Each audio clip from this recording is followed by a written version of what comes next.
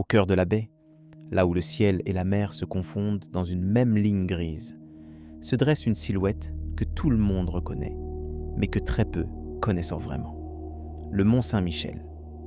On le voit sur les cartes postales, dans les guides touristiques, sur les écrans des téléphones de millions de visiteurs chaque année. On admire sa flèche dorée, ses remparts sculptés par le vent, ses ruelles étroites qui grimpent vers le ciel, comme si elles cherchaient à s'échapper de quelque chose.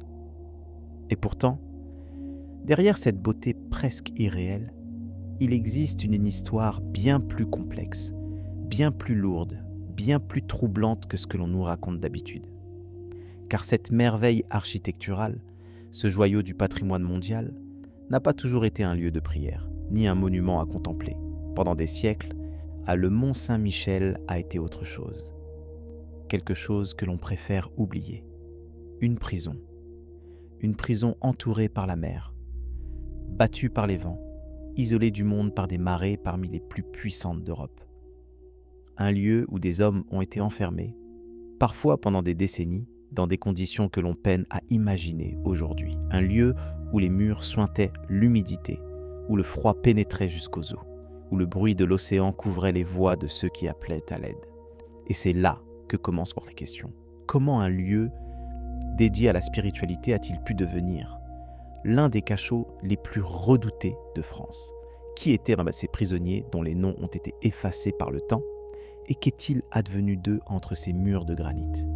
Et pourquoi, encore aujourd'hui, lorsque l'on traverse certaines salles basses du mont, a-t-on cette sensation étrange, ce malaise diffus, comme si les pierres elles-mêmes garderaient la mémoire de ce qui s'y est passé?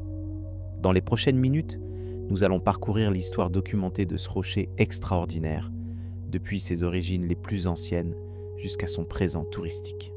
Et nous allons réfléchir, calmement, à tout ce que ce monument représente vraiment. Si les histoires de lieux chargés de mémoire, de palais, de forteresses et de mystères vous intéressent, abonnez-vous. On commence. Le Mont Saint-Michel, officiellement, c'est d'abord un site classé au patrimoine mondial de l'UNESCO depuis 1979. C'est une abbaye bénédictine fondée au 8e siècle, perchée sur un îlot rocheux de moins d'1 kilomètre de circonférence, dans la baie qui sépare la Normandie de la Bretagne. C'est un chef-d'œuvre d'architecture médiévale, un lieu de pèlerinage millénaire, une prouesse technique qui défie l'entendement quand on pense aux moyens dont disposèrent les bâtisseurs de l'époque. Les chiffres sont vertigineux, plus de 2,5 millions de visiteurs par an. Une flèche qui culmine à plus de 150 mètres au-dessus du niveau de la mer. Des marées qui peuvent atteindre une amplitude de près de 15 mètres, parmi les plus importantes au monde, transformant le mont tantôt en île, tantôt en presqu'île, selon le rythme implacable de l'océan. Voilà ce que disent les brochures. Voilà ce que racontent les guides. Et tout cela est vrai, absolument vrai. Mais toute grande construction a une histoire plus vaste que celle qui figure dans les dépliants. Pour comprendre ce que le Mont Saint-Michel est devenu au fil des siècles, il faut d'abord comprendre ce qu'il était au commencement. Et le commencement, ici, remonte très loin. Bien avant les moines, bien avant les pèlerins, bien avant les premiers murs de pierre. Les traces les plus anciennes d'occupation humaine sur ce rocher et dans ses environs remontent à la préhistoire. On sait que la baie était habitée, que les populations locales connaissaient les rythmes des marées, qu'elles vivaient de la pêche et de la récolte des coquillages. Le rocher lui-même, ce bloc de granit qui émerge de la plaine sableuse, avait probablement déjà une signification particulière pour les peuples celtes qui vivaient dans la région. Certains historiens évoquent la possibilité qu'il ait été un lieu de culte, un point sacré dans le paysage, qu'est bien avant l'arrivée du christianisme. Mais c'est au début du 8e siècle que l'histoire prend un tournant décisif. Selon la tradition, en l'an 708, l'évêque Aubert d'Avranches aurait reçu une vision de l'archange Michel, lui ordonnant de construire un sanctuaire sur le rocher. La légende raconte que l'archange dut apparaître 3 fois avant qu'Aubert ne se décide à obéir, et que lors de la 3e apparition, il aurait enfoncé son doigt dans le crâne de l'évêque pour le convaincre définitivement. On conserve d'ailleurs à Avranches un crâne présentant une perforation que la tradition attribue à cet épisode, même si les historiens restent prudents quant à l'authenticité de cette relique. Ce qui est certain, en revanche, c'est qu'un premier oratoire fut édifié sur le rocher à cette époque. Un lieu modeste, à une simple chapelle, mais qui allait devenir le point de départ de l'une des aventures architecturales les plus extraordinaires de l'histoire européenne. Au fil des siècles suivants, le mont se transforma. Des moines bénédictins s'y installèrent au Xe siècle, sous l'impulsion du duc de Normandie, Richard Ier. Et c'est à partir de ce moment que le rocher commença à changer de visage. Les moines ne se contentèrent pas d'occuper les lieux. Ils les réinventèrent, ils construisirent, agrandirent, surélevèrent. Chaque génération ajoutait une couche, un étage, une chapelle, un cloître. Le mont devint une sorte de millefeuille architectural où les styles se superposent comme les strates d'une mémoire collective. L'église abbatiale, construite à partir du XIe siècle, repose sur une plateforme artificielle soutenue par des cryptes massives, car le sommet du rocher n'était pas assez plat ni assez large pour accueillir un édifice de cette envergure. Il fallut donc créer de toutes pièces une base capable de supporter le poids de la nef, du transept, du chœur. C'est un exploit d'ingénierie qui, aujourd'hui encore, force l'admiration des architectes et des ingénieurs.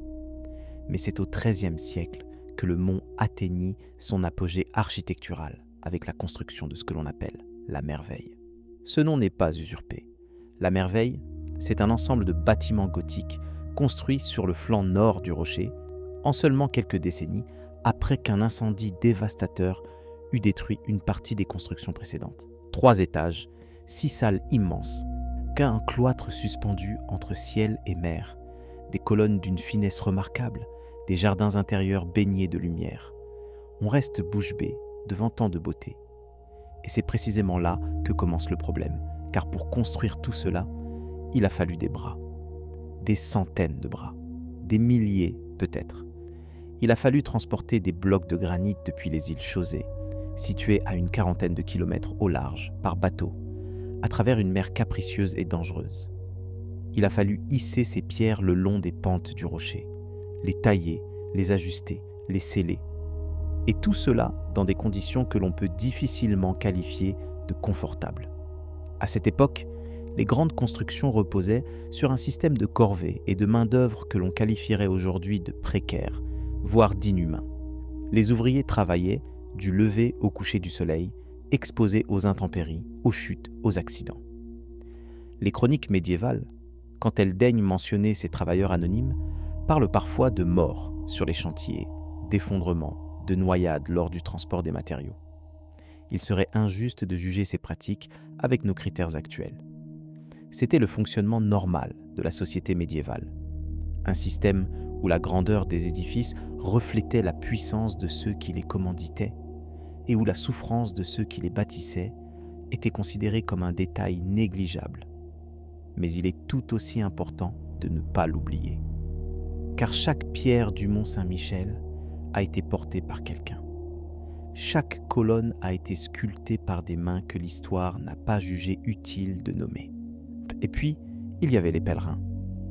Le mont Saint-Michel devint très tôt l'un des lieux de pèlerinage les plus importants de la chrétienté occidentale.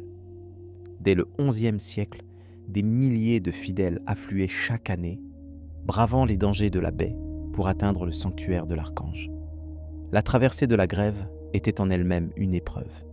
Les sables mouvants, les brumes soudaines, les marées qui remontaient, selon l'expression consacrée, à la vitesse d'un cheval au galop. Certains pèlerins n'arrivaient jamais. La baie engloutissait ceux qui s'y aventuraient sans guide, sans connaissance des courants, sans respect pour cette nature impitoyable. Les chroniques médiévales rapportent dans des récits de groupes entiers de pèlerins surpris par la marée, emportés par les eaux glacées avant d'avoir pu atteindre le rocher. On ne connaît pas le nombre exact de ces victimes. Personne ne les comptait. Mais les estimations de certains historiens évoquent des centaines, peut-être des milliers de morts au fil des siècles. La baie du Mont Saint-Michel était à la fois un chemin de dévotion et un cimetière invisible. C'est un paradoxe qui résume bien l'esprit de ce lieu. Un endroit où l'on venait chercher le salut de son âme en risquant sa vie. Un sanctuaire de lumière entouré par les ténèbres de la mer. Un monument à la gloire de Dieu, bâti sur la sueur et parfois le sang des hommes. Mais tout cela aussi troublant soit-il, n'est que le début de l'histoire. Car le Mont Saint-Michel n'allait pas rester un lieu de prière. L'histoire avait d'autres plans pour lui, des plans bien plus sombres. Il faut comprendre que la position géographique du mont en faisait un site militaire naturel d'une valeur exceptionnelle. Entouré par la mer à marée haute, accessible uniquement par une étroite bande de terre à marée basse, protégé par des courants violents et des sables traîtres, le rocher était une forteresse quasi imprenable. Les moines le savaient, les rois de France aussi. Pendant la guerre de Cent Ans, qui opposa la France à l'Angleterre du XIVe au XVe siècle, le Mont Saint-Michel fut l'un des très rares bastions de la résistance française en Normandie. Alors que presque toute la région était tombée aux mains des Anglais, le mont tint bon. Ses remparts furent renforcés, des tours de guet furent érigées. Une garnison permanente s'y installa aux côtés des moines. Le rocher devint à la fois un monastère et une place forte, à un lieu où la prière côtoyait la guerre. Les Anglais tentèrent plusieurs assauts.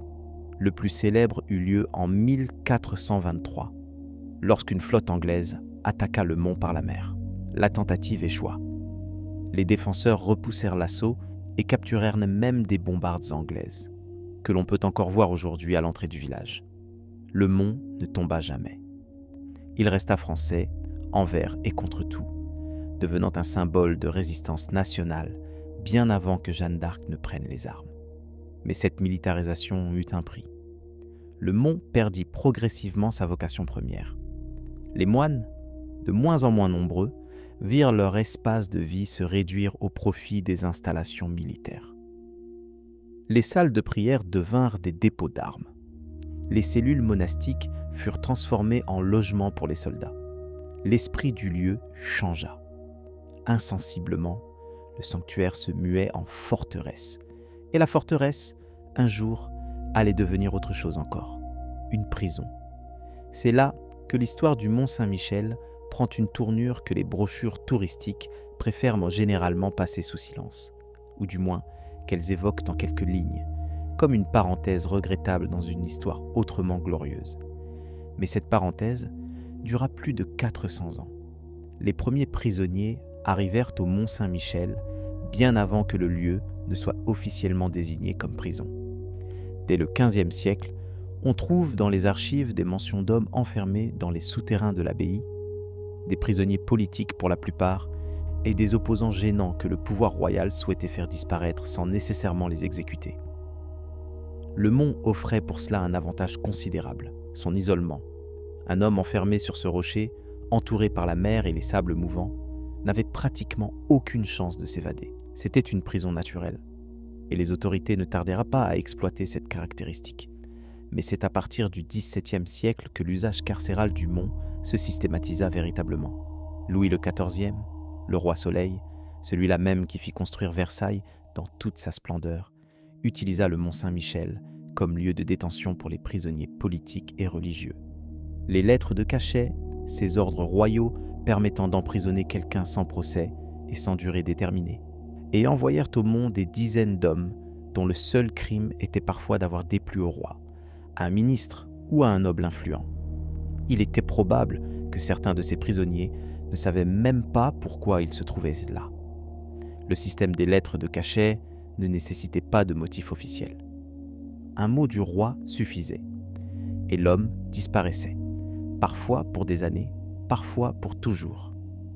Les conditions de détention variaient selon le statut du prisonnier et l'époque. Certains détenus de rang élevé bénéficiaient de cellules relativement confortables dans les étages supérieurs de l'abbaye, avec vue sur la baie, un lit, une table, parfois même la possibilité de recevoir des livres ou des visites. Mais pour la majorité, la réalité était tout autre. Les cachots les plus redoutés se trouvaient dans les parties basses du mont, au niveau de la mer, parfois même en dessous. Des salles voûtées, étroites, où la lumière du jour ne pénétrait jamais. L'humidité y était permanente, le froid glacial en hiver, l'air vicié par le manque de ventilation. Les murs ruisselaient d'eau de mer qui s'infiltrait à travers le granit lors des grandes marées.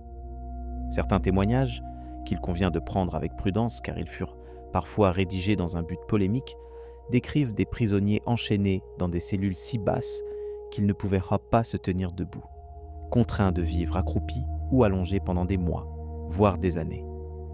L'un des cachots les plus tristement célèbres portait un nom qui en dit long sur les conditions qui y régnaient. On l'appelait la cage. Il ne s'agissait pas d'une cellule à proprement parler, mais d'une véritable cage en bois et en fer, suspendue ou posée dans une salle, dans laquelle le prisonnier était enfermé sans pouvoir bouger librement. Selon certains documents, ces cages auraient été utilisées pendant plusieurs siècles, du XVe au XVIIIe siècle. Victor Hugo, qui visita le Mont en 1836, décrivit ces cages avec horreur dans ses écrits, contribuant à faire connaître au public les conditions effroyables de détention sur le rocher. Il faut dire que Victor Hugo joua un rôle déterminant dans l'histoire du Mont-Saint-Michel. Pas seulement comme visiteur, mais comme voix. Une voix qui s'éleva pour dénoncer ce que ce lieu était devenu. Dans une lettre restée célèbre, il écrivit que le Mont-Saint-Michel était un crapaud dans un reliquaire. Une image saisissante pour décrire la transformation d'un chef-d'œuvre spirituel en un lieu de souffrance et de dégradation. Hugo fut l'un des premiers à demander publiquement la fermeture de la prison et la restauration de l'abbaye. Son combat, mené avec d'autres intellectuels et hommes politiques de l'époque, finirait par porter ses fruits, mais pas avant plusieurs décennies, car entre-temps, la Révolution française avait ajouté un nouveau chapitre à l'histoire carcérale du Mont. En 1789, lorsque la Bastille tomba et que l'Ancien Régime s'effondra, les moines furent chassés de l'abbaye. Les derniers bénédictins quittèrent le Mont en 1791, mettant fin à près de 1000 ans de présence monastique sur le rocher. L'abbaye fut alors officiellement transformée en prison et son nom même fut changé. Le Mont Saint-Michel devint le Mont Libre, une ironie cruelle quand on sait que ces murs n'abriteraient désormais que des hommes privés de liberté. La période révolutionnaire et post-révolutionnaire vit affluer au Mont des catégories de prisonniers très différentes de celles de l'Ancien Régime. Des prêtres réfractaires, c'est-à-dire des ecclésiastiques qui refusaient de prêter serment à la constitution civile du clergé, furent enfermés par centaines dans les salles de l'abbaye. C'est un paradoxe supplémentaire de ce lieu déjà riche en contradictions. Des hommes de foi emprisonnés dans un sanctuaire dédié à l'archange Michel, gardien des âmes et protecteur contre les forces du mal. Puis vinrent les opposants politiques de toutes tendances. Royalistes, républicains modérés, jacobins déchus et bonapartistes après la chute de Napoléon, républicains sous la Restauration. Le Mont servit successivement toutes les causes et tous les pouvoirs. Ou plutôt, il servit contre toutes les causes et tous les pouvoirs, puisqu'il accueillit invariablement ceux que le régime en place souhaitait faire taire. Parmi les prisonniers les plus connus, on trouve Auguste Blanqui, le révolutionnaire socialiste, qui fut détenu au Mont à plusieurs reprises au cours du XIXe siècle. Blanqui, que l'on surnommait l'enfermé, tant il passa d'années en prison, décrivit le Mont comme un lieu de désolation absolue, où le bruit constant de la mer finissait par rendre fous ceux qui y séjournaient trop longtemps. Barbès, autre figure de la gauche révolutionnaire, y fut également emprisonné, tout comme Raspail, le chimiste et homme politique. Ces noms sont restés dans l'histoire. Mais pour chaque Blanqui, pour chaque Barbès, combien de prisonniers anonymes dont nous ne saurons jamais rien? Les registres pénitentiaires du Mont, lorsqu'ils existent encore, sont souvent lacunaires. Certains ont été perdus, d'autres détruits, d'autres encore sont illisibles en raison de l'humidité qui a rongé le papier au fil des siècles. Ce que l'on sait, c'est que le nombre total de prisonniers ayant transité par le Mont entre le XVe et le XIXe siècle se chiffre probablement en plusieurs milliers. Certaines estimations avancent le chiffre de 14 000 détenus pour la seule période allant de la Révolution à la fermeture de la prison en 1863. Mais ce chiffre reste sujet à discussion parmi les historiens.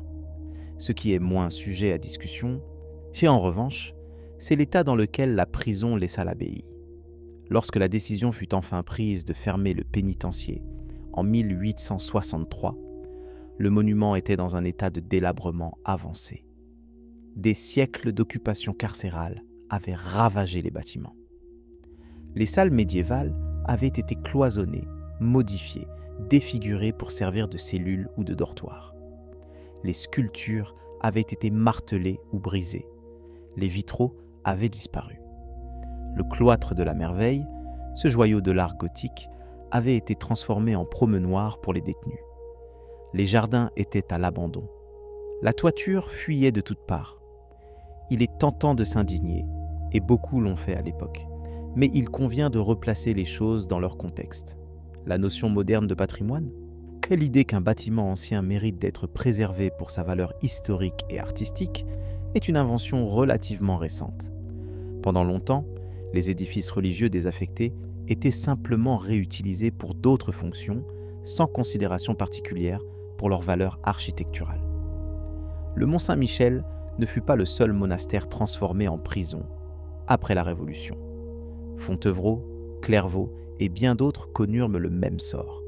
Mais aucun, peut-être, n'offrait un cadre aussi dramatique, car au Mont, la prison n'était pas seulement un lieu d'enfermement, c'était un lieu d'isolement total. Les prisonniers n'étaient pas simplement coupés de la société, ils étaient coupés du monde, entourés par la mer, soumis aux caprices des marées, exposés aux tempêtes qui balayaient la baie avec une violence terrifiante. Ils vivaient dans un univers clos, oppressant, où le temps semblait s'être arrêté. Certains récits de détenus, retrouvés dans des correspondances ou des mémoires publiées après leur libération, décrivent de cette sensation d'être avalés par le rocher. L'impression que les murs se rapprochaient, que le plafond s'abaissait, que la mer montait un peu plus chaque jour. Il est difficile de savoir quelle part de ces descriptions relève de l'expérience réelle et quelle part relève de la reconstruction littéraire. Mais le simple fait que ces témoignages existent, qu'ils convergent sur certains points, nous dit quelque chose sur ce que pouvait être la vie entre ces murs. Et puis, il y a les légendes, car un lieu, comme le Mont-Saint-Michel, chargé de tant d'histoires et de tant de souffrances, quai ne pouvait manquer d'engendrer des récits qui dépassent le cadre de l'histoire documentée. On raconte que certaines nuits, lorsque la brume enveloppe le rocher et que la marée monte en silence, on peut entendre des voix monter des anciens cachots, des murmures, des plaintes, des appels étouffés. Les gardiens du mont, à différentes époques, auraient rapporté des phénomènes inexpliqués dans les parties basses de l'abbaye, des portes qui claquent sans vent, des bruits de chaînes dans des salles vides, des ombres qui se déplacent à la périphérie du regard. Il serait facile de balayer ces récits d'un revers de main. Ce sont des histoires, dira-t-on, des légendes forgées par l'imagination populaire et entretenues par le tourisme. Et c'est probablement vrai, en grande partie. Mais ces légendes ne naissent pas de rien. Elles naissent de la mémoire d'un lieu, de l'empreinte que des siècles de souffrance ont laissée dans la conscience collective. Elles sont la manière dont une communauté traite ce qu'elle ne peut pas expliquer, ce qu'elle ne veut pas oublier, ce qu'elle ne sait pas comment nommer. Parmi les légendes les plus tenaces, il y a celle du prisonnier oublié. Un homme, dont le nom varie selon les versions, qui aurait été enfermé dans l'un des cachots les plus profonds du mont et dont le dossier aurait été égaré dans les méandres de l'administration. Personne ne venait le nourrir. Personne ne savait qu'il était là. On l'aurait retrouvé des mois, voire des années plus tard, réduit à l'état de squelette, ses ongles ayant griffé les murs de sa cellule dans un ultime effort pour s'échapper. Cette histoire est-elle vraie ? Aucun document ne le confirme de manière certaine, mais elle circule depuis si longtemps qu'elle fait désormais partie intégrante de la mythologie du mont. Il y a aussi la légende des marées rouges. Certains pêcheurs de la baie auraient observé, à certaines périodes, que l'eau qui se retirait du pied du mont prenait une teinte rougeâtre. La rumeur attribuait cette coloration au sang des prisonniers morts dans les cachots, dont les corps auraient été jetés à la mer plutôt qu'enterrés. Là encore, l'explication la plus probable est naturelle, liée à certaines algues ou à la composition du sol, mais la légende persiste, nourrie par le souvenir de ce que le mont a été. Et c'est peut-être là le plus troublant. Non pas que ces histoires soient vraies ou fausses, mais qu'elles continuent d'exister. Qu'elles se transmettent de génération en génération. Comme si le mont lui-même refusait de laisser oublier son passé carcéral. Comme si les pierres avaient une mémoire. La fermeture de la prison, en 1863, ne marqua pas la fin des tourments du Mont-Saint-Michel. Elle marqua plutôt le début d'une nouvelle épreuve, peut-être moins dramatique sur le plan humain, mais tout aussi significative sur le plan symbolique. Car une fois les derniers prisonniers partis, une fois les cellules vidées et les chaînes décrochées, il restait une question fondamentale à résoudre. Que faire de ce rocher ? L'abbaye était en ruine. Le village, accroché au flanc du mont, vivotait. La communauté monastique avait disparu depuis des décennies. Le monument, privé de fonction, semblait condamné à un lent déclin, rongé par le sel, le vent et l'indifférence. Il fallut l'obstination de quelques hommes pour sauver le mont. Victor Hugo, on l'a dit, avait lancé l'alerte bien avant la fermeture de la prison. Mais c'est Édouard Corroyer, architecte nommé par l'État, qui entreprit à partir de 1874 les premiers travaux de restauration systématique. Son travail, poursuivi ensuite par Paul Goutte au début du XXe siècle, permit de redonner à l'abbaye une partie de sa splendeur d'antan. Mais restaurer le Mont Saint-Michel, ce n'était pas simplement réparer un bâtiment. C'était aussi décider de ce que l'on voulait montrer et de ce que l'on préférait cacher. C'était choisir une version de l'histoire. Et c'est là que les choses deviennent intéressantes d'un point de vue narratif. Car les restaurateurs du XIXe siècle, et puis ceux du XXe, firent des choix. Ils restaurèrent les salles monastiques, les chapelles, le cloître, les grandes salles d'apparat. Ils mirent en valeur l'architecture romane et gothique. Ils recréèrent, parfois avec une certaine liberté d'interprétation, l'atmosphère d'un monastère médiéval idéalisé. Ils effacèrent, dans la mesure du possible, les traces de la période carcérale. Il est probable que cette démarche relevait d'une intention louable. Restaurer la dignité du lieu. Redonner au mont sa vocation première. Effacer les stigmates de 4 siècles de dégradation. Mais en faisant cela, on effaçait aussi une part de l'histoire. On choisissait de montrer le mont tel qu'il avait été, ou tel qu'on imaginait qu'il avait été, au temps de sa gloire monastique, plutôt que tel qu'il avait été pendant la majeure partie de son existence post-médiévale. Aujourd'hui, lorsque l'on visite le Mont Saint-Michel, les panneaux explicatifs mentionnent la période pénitentiaire. Quelques salles basses sont présentées comme d'anciens cachots. On évoque brièvement Blanqui, Barbès, les lettres de cachet.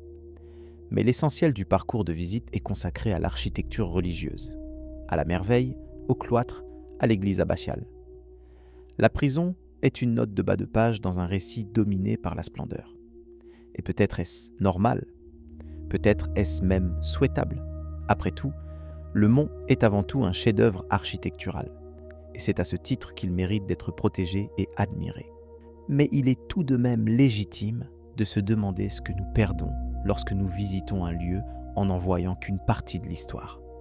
Ce que nous oublions lorsque nous photographions le cloître sans penser aux hommes qui y tournaient en rond, enchaînés pendant des années. Il y a dans cette amnésie sélective quelque chose qui dépasse le cas du Mont Saint-Michel. C'est un phénomène que l'on retrouve dans de nombreux sites historiques à travers le monde. Les palais deviennent des musées. Les prisons deviennent des attractions touristiques. Les lieux de souffrance deviennent des décors pour photos de vacances. Ce n'est pas nécessairement de la cruauté ni de l'indifférence.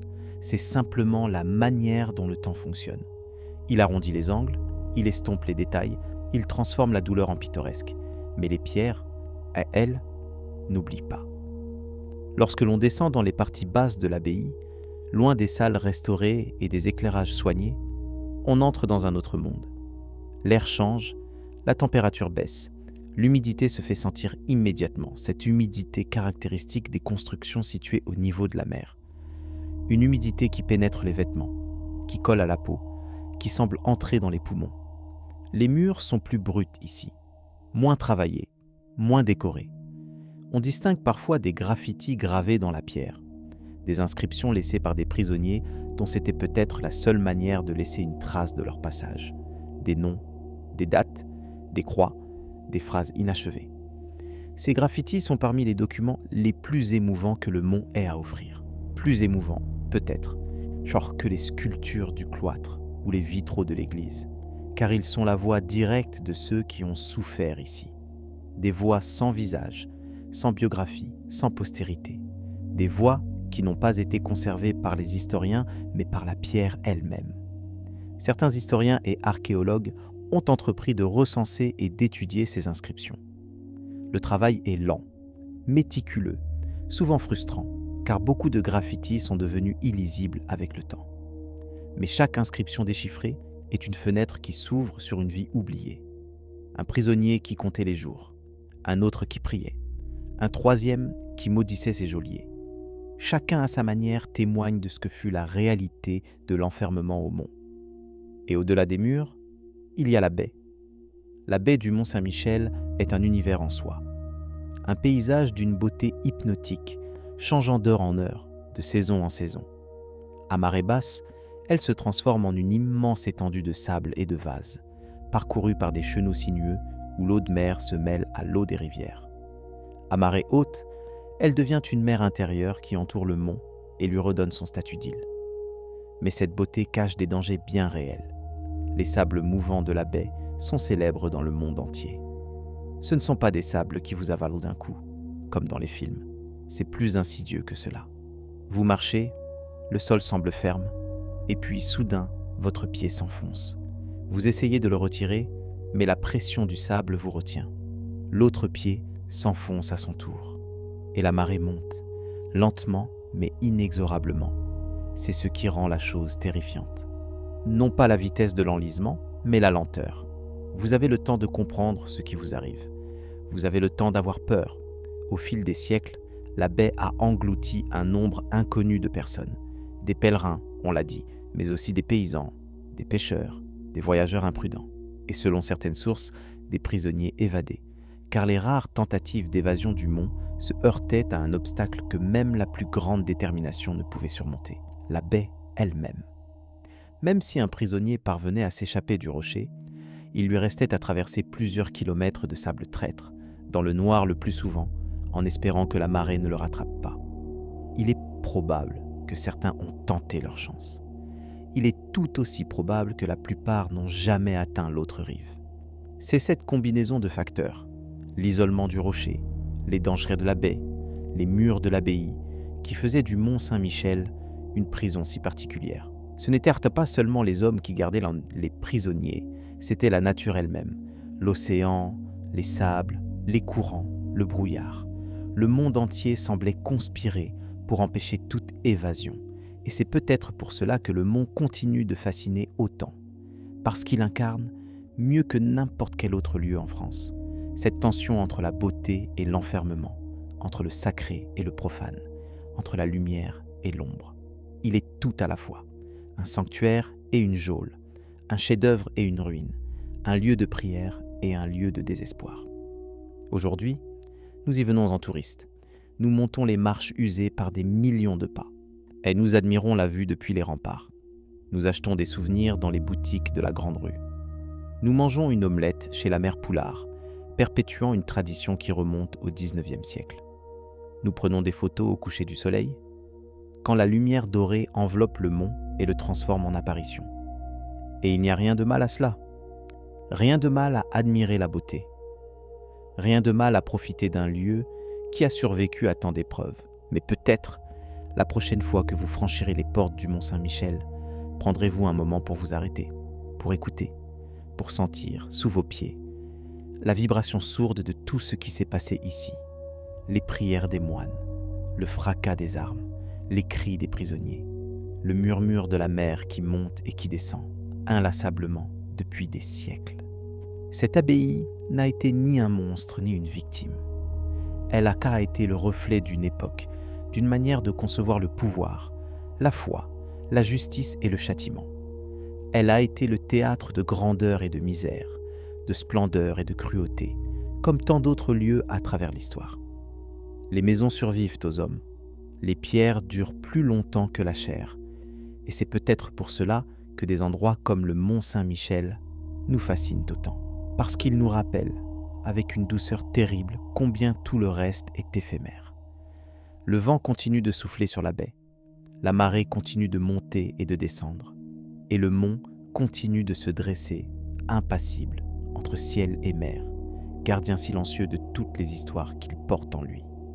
Celles que nous connaissons et celles que nous ne connaîtrons jamais. Merci de nous avoir accompagnés. Reposez-vous. Il y a quelque chose d'étrange dans la manière dont un lieu change de nature au fil du temps. Comme si les murs eux-mêmes oubliaient ce qu'ils étaient pour devenir autre chose. Le Mont Saint-Michel a été tour à tour un rocher inhabité, un oratoire modeste, un monastère puissant, une forteresse inviolable, une prison terrifiante et enfin, l'un des sites touristiques les plus visités de la planète. Chaque transformation a laissé des traces, des cicatrices que l'on peut encore lire si l'on sait où regarder. Mais il est une dimension de l'histoire du mont que nous n'avons pas encore explorée et qui mérite que l'on s'y attarde. C'est la question de ceux qui ont vécu ici, non pas comme moines, ni comme prisonniers, ni comme soldats, mais comme habitants. Car le Mont Saint-Michel n'est pas seulement une abbaye, c'est aussi un village minuscule, accroché au flanc du rocher, coincé entre les remparts et la mer, où des familles ont vécu pendant des siècles dans des conditions que l'on imagine difficilement. Au Moyen Âge, le village du Mont comptait plusieurs centaines d'habitants. Des aubergistes qui accueillaient les pèlerins, des artisans qui entretenaient les bâtiments, des pêcheurs qui tiraient leur subsistance de la baie, des commerçants qui vendaient des objets de dévotion, des médailles, des images pieuses. Toute une petite société organisée autour de l'abbaye, dépendante d'elle, vivant dans son ombre au sens propre comme au figuré. La vie dans le village n'avait rien d'idyllique. Les ruelles étaient étroites, sombres, souvent insalubres. L'approvisionnement en eau douce était un problème constant sur ce rocher de granit entouré d'eau salée. Les incendies, dans ces maisons de bois serrées les unes contre les autres, étaient un danger permanent. Et la mer, toujours la mer, rappelait à chacun sa vulnérabilité. Les tempêtes d'hiver pouvaient être d'une violence inouïe, les vagues frappant les remparts avec une force capable de projeter des embruns jusqu'au sommet du village. Mais les habitants du mont avaient développé, au fil des générations, une résilience remarquable. Ils connaissaient les marées comme personne, savaient exactement quand traverser la grève et quand rester à l'abri. Ils avaient appris à vivre avec le rythme de l'océan, à s'adapter à ses humeurs, à respecter sa puissance. C'était une communauté forgée par l'adversité et liée par la nécessité de coopérer pour survivre dans un environnement aussi exigeant. Pendant la période carcérale, la vie du village changea profondément. Les habitants se retrouvèrent voisins d'une prison d'État, côtoyant quotidiennement gardiens, soldats et administrateurs pénitentiaires. Certains villageois travaillaient pour la prison, comme fournisseurs ou comme employés subalternes. D'autres subissaient les nuisances liées à la présence de centaines de détenus sur un espace aussi réduit. Les tensions entre la communauté villageoise et l'administration carcérale furent, selon certains documents d'archives, fréquentes et parfois vives. Il est intéressant de noter que les villageois eux-mêmes développèrent leurs propres récits sur les prisonniers et les cachots. Des histoires transmises oralement, de génération en génération, qui mêlaient faits réels et embellissements narratifs. C'est de cette tradition orale que proviennent probablement certaines des légendes les plus persistantes du mont, celles des fantômes, des cris nocturnes, des ombres dans les escaliers. Les villageois vivaient littéralement au-dessus d'une prison. Il n'est pas surprenant que leur imagination ait été nourrie par les bruits, les rumeurs et les mystères qui émanaient des profondeurs du rocher. Après la fermeture de la prison et le début des restaurations, le village connut une nouvelle métamorphose. Progressivement, les habitants traditionnels furent remplacés par des commerçants tournés vers le tourisme naissant. Les maisons de pêcheurs devinrent des boutiques de souvenirs. Les auberges de pèlerins se transformèrent en restaurants pour visiteurs. Le mont entamait sa dernière grande transformation, celle qui allait en faire le monument que nous connaissons aujourd'hui. Mais cette transformation ne se fit pas sans tension ni sans perte. Certains historiens locaux déplorent la disparition progressive de la vie authentique du village, remplacée par une mise en scène commerciale destinée aux touristes. Le Mont Saint-Michel d'aujourd'hui compte moins de 30 habitants permanents. La plupart des bâtiments du village sont occupés par des commerces, des hôtels ou des restaurants. La communauté vivante qui avait animé ce rocher pendant des siècles a pratiquement disparu. C'est un phénomène que l'on observe dans de nombreux sites patrimoniaux à travers le monde. Et il serait injuste d'en faire porter la responsabilité à quiconque en particulier. Le tourisme de masse est à la fois la sauvegarde et la malédiction des monuments historiques. Il apporte les revenus nécessaires à leur entretien et à leur restauration. Mais il transforme aussi des lieux vivants en décors figés, en musées à ciel ouvert, où l'histoire est consommée comme un produit culturel. Au Mont, cette tension est particulièrement visible. Lors des journées d'affluence maximale, en été, le rocher accueille parfois plus de 20 000 visiteurs en une seule journée. 20 à 20 000 personnes qui montent et descendent la Grande Rue, qui se pressent dans l'abbaye, qui photographient la baie depuis les remparts. L'expérience peut être étouffante, presque oppressante, une ironie supplémentaire pour un lieu qui fut pendant des siècles un symbole d'isolement et de solitude. Et pourtant, malgré la foule, malgré les boutiques de souvenirs, malgré les omelettes à 30 €, il reste quelque chose d'insaisissable, de profondément émouvant, que même le tourisme le plus envahissant ne parvient pas à effacer complètement. C'est peut-être la lumière, cette lumière si particulière de la baie normande qui change d'instant en instant, passant du gris perle au doré, du bleu acier au rose tendre, transformant le paysage en un tableau vivant que Turner ou Monet auraient pu peindre. C'est peut-être le son, le murmure de la mer au loin, le cri des mouettes, le vent qui siffle entre les pierres. C'est peut-être simplement le poids de l'histoire, cette sensation presque physique que l'on éprouve lorsque l'on se trouve en un lieu où tant de vies se sont croisées, tant de destins se sont noués et dénoués. On pense aux moines qui se levaient avant l'aube pour chanter matines dans l'église abbatiale, leur voix montant dans la nef comme une prière vers le ciel encore sombre. On pense aux soldats qui guettèrent à l'horizon depuis les tours de guet, scrutant la mer à la recherche de voiles anglaises. On pense aux prisonniers qui comptaient les jours en gravant des traits sur les murs de leurs cellules, attendant une libération qui, pour certains, ne viendrait jamais.